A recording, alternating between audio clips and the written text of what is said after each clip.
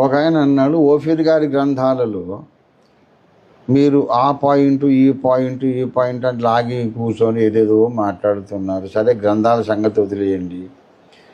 ఆయన ఎన్నో పాటలు రాశాడు. ఆ పాటల ద్వారా మేము ఎంతో ఆశీర్వదింపబడ్డాము.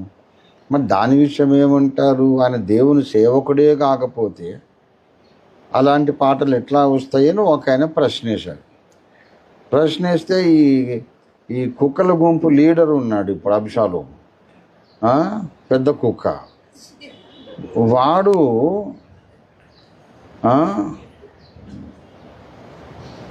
ఏమంటాడంటే, even Satan is very talented. ఆయనకు పాటలు రాసి రాగాలు కట్టి ఇవన్నీ చేసేది టాలెంట్ ఉండొచ్చు, సైతానుకు కూడా చాలా టాలెంట్స్ ఉన్నాయి తెలుసా అని జవాబిస్తున్నాడు. అంటే సైతానుకు చాలా తెలివి ఉన్నట్టు రంజిత్ ఓఫీర్కు తెలివి ఉందట, సైతాన్ లాగా నేను జ్ఞానవంతున్నట. అది కూడా ఒప్పుకుంటా, అది నేను చెప్పిన మాటే. వాడు పూర్ణ జ్ఞానము సంపూర్ణ సౌందర్యము గల కట్టడమునకు మాదిరి. వాడు జ్ఞానాతిశయము చేత వాడు గర్వించి చెడిపోయాడు. నేను చెప్తున్నా కదా, సైతానుకు జ్ఞానం ఉంది, మరి దైవజనులకు కూడా జ్ఞానం ఉంది. కానీ సైతాను తన జ్ఞానము చేత సాతాను జ్ఞానము చేత ఒక పాట రాసి ఒక పాపిని రక్షణలోకి నడిపించగలడా? సాతాను తన జ్ఞానము చేత ఒక పాట రాసి కృంగిపోయిన వారిని లేవనెత్తి ఆదరించి విశ్వాసంలో స్థిరపరచగలడా? Can Satan do that? మరి ఆ మాత్రం తెలివి లేదు వాడికి. ఎందుకంటే వాడు పెద్ద కుక్క. విన్నారా? నా పాటలు విని బ్రతికిపోయానని చెప్పారు ఎలీషానా అన్నగారు. ఓఫీర్ బాబు, నీ పాటలు విని బ్రతికిపోయాను, లేకుండా నేను చచ్చిపోయేవాడిని అన్నారు. బీజే పాల్ గారు అన్నారు, బాబు నీ పాటలు విని నేను బ్రతికిపోయానని. అలాగా మరి మొన్నటికి మొన్న మన సమకాలీనులు, మన హోసన్న మినిస్ట్రీస్ నాయకులైనటువంటి జాన్ వెస్లీ గారు, ఆయన కూడా మరలి రండి దైవజనం అనే పాట మీద వ్యాఖ్యానం, హ్యాట్స్ ఆఫ్ టు రంజిత్ ఓఫీర్ అన్నారు. షాలిం అన్న గారు లక్షల మందిని ప్రభులో నడిపిస్తున్న దైవజనుడు. ఇలాగా ఇక ఒకరు ఇద్దరనేమి లక్షలాది మంది. అద్భుత కుమార్ గారు అసలు మనందరికీ తండ్రి లాంటి వాడు. ముదునూరుపాడు అద్దంకి జానయ్య గారు, ఆయన ప్రశంసించాడు. అంటే సైతాను జ్ఞానము లాంటిది ఓఫీర్ జ్ఞానం. అంటే ఇంతమంది దైవజనులకు సాతాను క్షేమాభివృద్ధి కలిగజేయగలడా? ఓఫీర్ గారి పాటలు విని నేను రక్షణ పొందాననేవారు వేల మంది ఉన్నారు. నేను ఆత్మహత్య చేసుకోవాలనుకున్నాను, అయ్యగారి పాట విని నేను ఆ ప్రయత్నం మాని పశ్చాత్తాపడి కన్నీరు గార్చి యేసయ్య కొరకు బ్రతుకుతానని తీర్మానించుకున్నవారు వందలాది మంది ఉన్నారు. ఇక ఆ రోజు ఆఖరండి, నేను చచ్చిపోదాం అనుకున్నా, ఎవరో ఎక్కడో ప్లే చేశారు అయ్యగారి పాట. ఆ స్వరం వినగానే నేను ఆ ప్రయత్నం మానేశానని చెప్పిన వాళ్ళు వందలాది మంది ఉన్నారు. సాతాను జ్ఞానము చేత ఒక ఆత్మహత్యను ఆపుతాడా? కృంగిన వాడిని లేవనెత్తుతాడా? గాయపడ్డవాడిని ఆదరిస్తాడా? సాతాను జ్ఞానము చేత చీకటిలో ఉన్నవాడిని రక్షణలోకి నడిపిస్తాడా? మరి ఇవన్నీ జరిగిన తర్వాత దీన్ని సైతాను జ్ఞానం అన్నాడు. మరి వాడిని ఏమనుకోవాలి? కుక్క అనుకోవాలనా, లేకుంటే ఇంకేమనుకోవాలా? ఇలాగా దేవుడు ఏర్పరచుకున్న దైవజనుడికి విరోధంగా మాట్లాడే దుష్టులైన పనివారు చాలామంది ఉన్నారు. అదంతా ఇల్లాజికల్, వాళ్ళకే తెలుసు.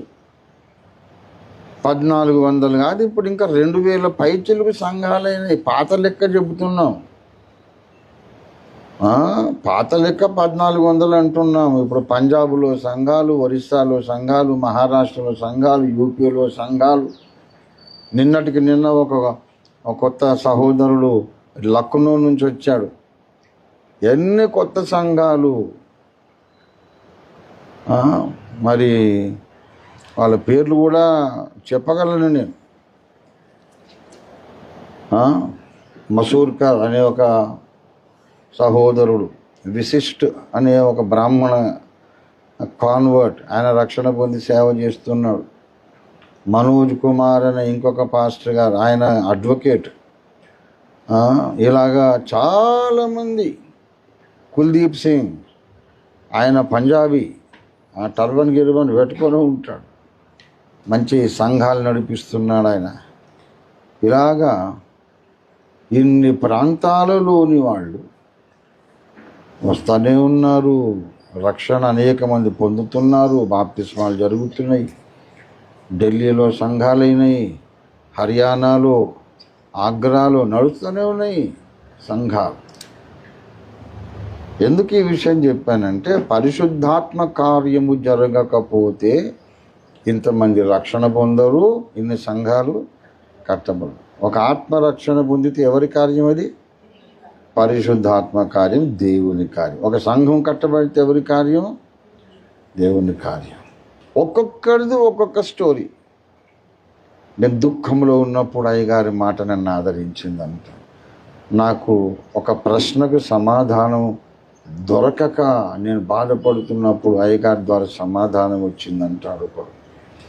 రకరకాలుగా జనాలు సమకూర్చబడుతూ ఉంటే ఆయన దేవుని సైతాన్ కూడా చాలా తెలివిగలడు, టాలెంట్ అన్నాడంటే 100% మనం ఏమి పశ్చాత్తాపడే అవసరం లేకుండా చెప్పవచ్చు. ఏంటంటే వాడు ఒక పెద్ద కుక్క, బొచ్చు కుక్క కాదు, బొచ్చు లేని కుక్క, బొచ్చు ఊడిపోయిన కుక్క. వాడికి అంతకంటే వానికి గౌరవము అవసరం లేదు.